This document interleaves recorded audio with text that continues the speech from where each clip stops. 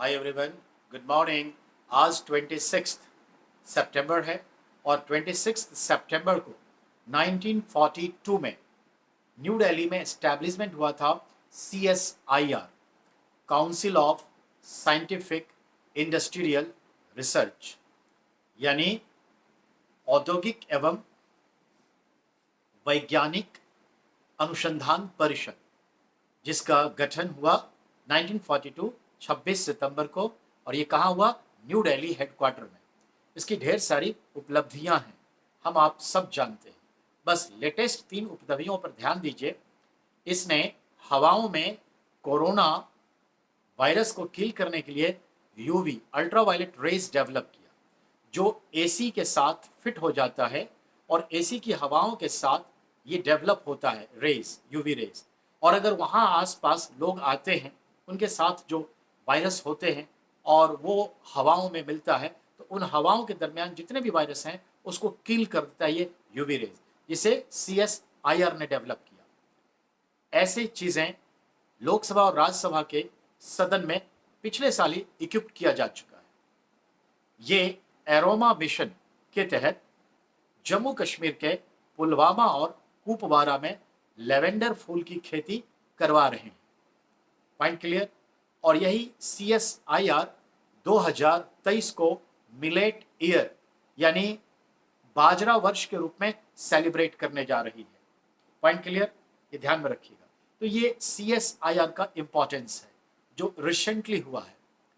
आज ही world contraception day है, विश्व गर्भ निरोधक दिवस है आज। याद रहे, आज हमें जनसंख्या को नियंत्रित करने के लिए सदियों पुरानी परंपराएं जो अपनी तरीके से आयुर्वेदिक तरीके से थी, घरेलू उपचार के तहत था, कॉन्ट्रासेप्टिव्स के रूप में यूज हो जाता था। आज मॉडर्न कॉन्ट्रासेप्टिव्स भी हम यूज कर रहे हैं, जो फीमेल के लिए भी है, मेल के लिए भी है, चाहे वो कॉपर टी हो या मेल और फीमेल के कंडोम्स हो या अदर अन्य भी बहुत सारी चीजें हैं, बहुत सारी हैं, बहुत सारे पील्स हैं। तो ये ध्यान में रखना है, इंजेक्शंस हैं, टैबलेट्स हैं, पिल्स। तो ये कॉन्ट्रासेप्टिव्स कहलाता है, जो हमारे प्रजनन क्षमता तो होती बनी रहती है लेकिन उसे रोक देती है, ओवुलेशंस और स्पर्मिफिकेशंस के मिलने को रोकती है, जाइगोटिक नहीं होने देती।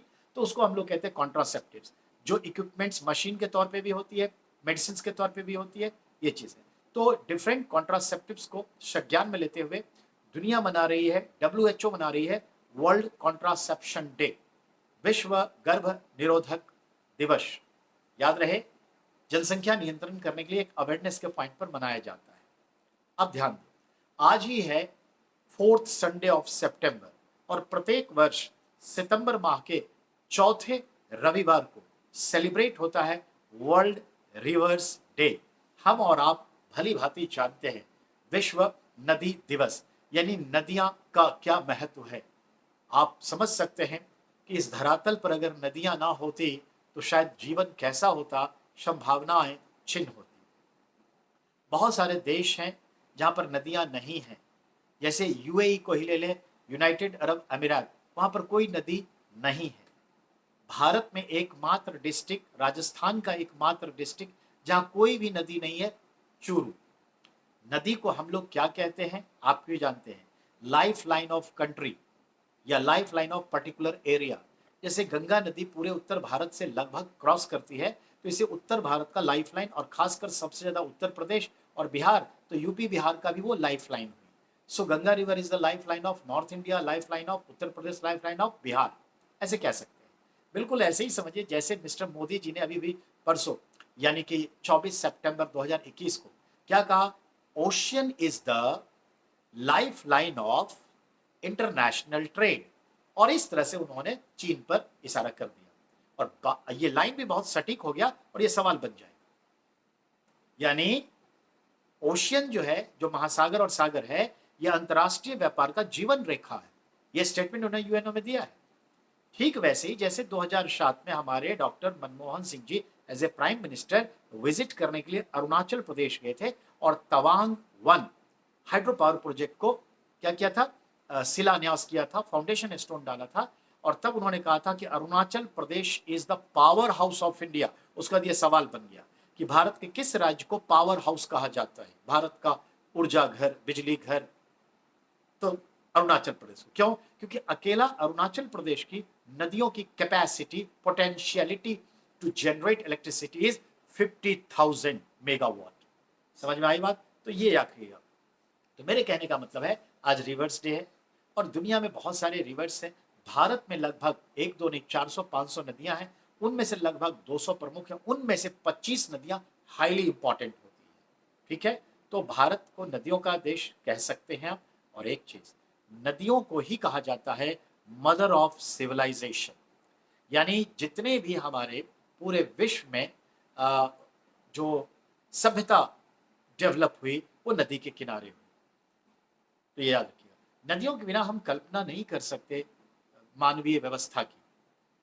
याद रहे, नमामि गंगे भारत सरकार ने 2014 में घोषित किया और 2019 में नमामि गंगे के तहत गंगा नदी के तट से या गंगा नदी के बेसिन में, गंगा नदी के किनारे से 5 किलोमीटर दूर तक जो भी हेरिटेज हैं, पुराने स्मारक हैं, जो भी ऐसी सांस्कृतिक पारंपरिक रीति रिवाज से जुड़े धरोहर हैं, प्राकृतिक स्थल हैं, या राजा महाराजाओं की कोई राजधानी रही जैसे वाराणसी है, कन्नौज है, इन सभी का दस्तावेजीकरण करवाया जा रहा है।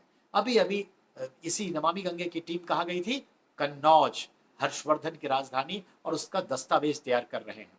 अर्थात नमामि गंगे, गंगा नदी के दोनों किनारे 5 किलोमीटर के दायरे में क्या है? सभी इंपॉर्टेंट स्थल के दस्तावेजीकरण, जिसको हम टूरिज्म के तौर पर बढ़ाएंगे, वहां के इकोसिस्टम को समझेंगे। तो इसके लिए काम कर रहे हैं। मोदी जी के काम को हम जल्दी नहीं समझ पाते, लेकिन याद रखिएगा एक समय आएगा जो समझ में आएगा कि इन्होंने काम कितने अच्छे अच्छे किए। हाँ, इसे क्रियान्वित करके फलदायी बनाना बहुत जरूरी है और काम उन्हें और भी करना है, लेकिन याद रखिएगा समय आने पर इनके काम की सराहना होगी। भ्रष्टाचार भी होंगे, वो अलग विषय है, पर हमारा विषय भी नदी। ठीक है, तो ये ध्यान में रखेंगे। तो कुल मिलाकर के हमें कहना यह है कि आज विश्व नदी दिवस है, आज ही वर्ल्ड कॉन्ट्रासेप्टिव्स या कॉन्ट्रासेप्शन डे है, आज ही CSIR की स्थापना 1942 में हुई थी, और बेटा आज ही वर्ल्ड एनवायरमेंटल हेल्थ डे भी है, विश्व पर्यावरण स्वास्थ्य दिवस भी आज है। यानी हमारा पर्यावरण कैसे स्वस्थ रहे, हेल्दी रहे हमारा एनवायरमेंट, उसके लिए अवेयरनेस के लिए डे मनाते हैं। और याद रहे, भारत शुरू से ही पर्यावरण के प्रति बहुत ही सचेत रहा है, अवेयर रहा है, और we are all environmental living creature है। बिना एनवायरमेंट के हम जिंदा नहीं रह सकते, और कोई पूरा इकोसिस्टम है।